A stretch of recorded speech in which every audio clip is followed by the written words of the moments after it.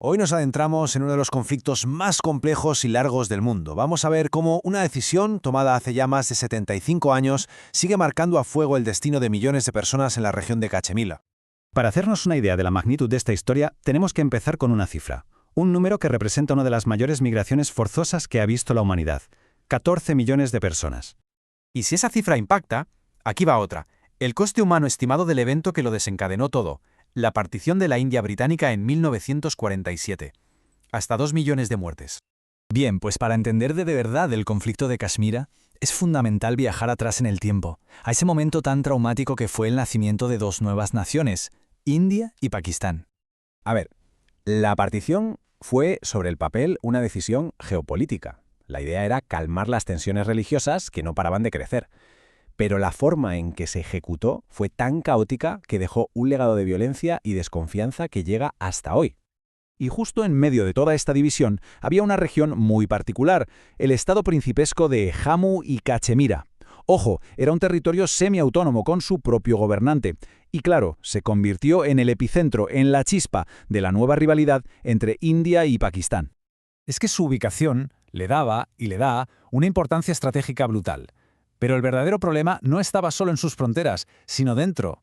Se enfrentaba a una contradicción, digamos, fundamental.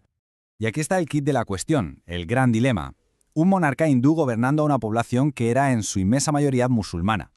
De repente se vio obligado a tomar una decisión imposible. ¿Con quién voy? ¿Me uno a la India de mayoría hindú o a Pakistán de mayoría musulmana? El Maharaja, al principio, intentó no decidir, ganar tiempo, pero esa indecisión duró muy poco. Su mano fue forzada por una incursión repentina y muy violenta que lo cambió absolutamente todo. Ante la invasión de las fuerzas tribales, Hari Singh no vio otra salida y optó por unirse a la India a cambio de protección militar. La consecuencia inmediata: estalla la primera guerra entre los dos países recién nacidos. La guerra no terminó con una solución real, sino con una división, una línea en el mapa que de hecho institucionalizó el conflicto. Y esa partición de la región es la que tenemos prácticamente a día de hoy.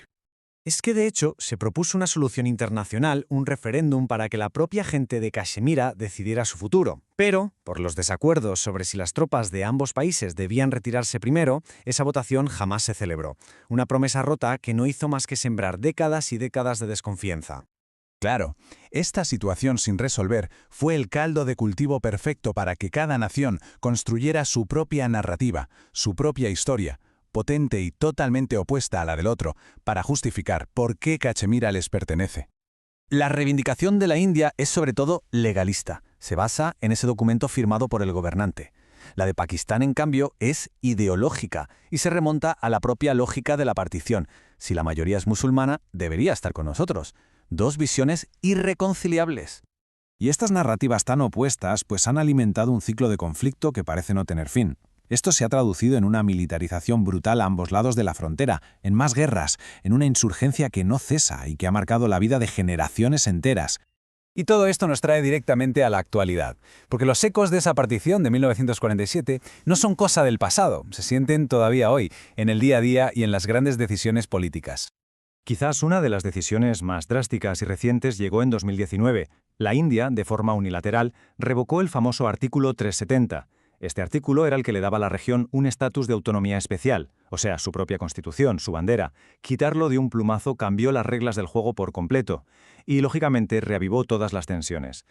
Al final, lo que hay que entender es que esto no es solo una disputa por una frontera, es el legado vivo de un trauma histórico, donde cada movimiento político, cada decisión, está cargado con el peso de décadas de dolor y desconfianza. Y esto nos deja con una pregunta profunda sobre la historia, la identidad y sobre todo sobre el futuro de una región que sigue totalmente condicionada por una decisión que se tomó hace más de 75 años.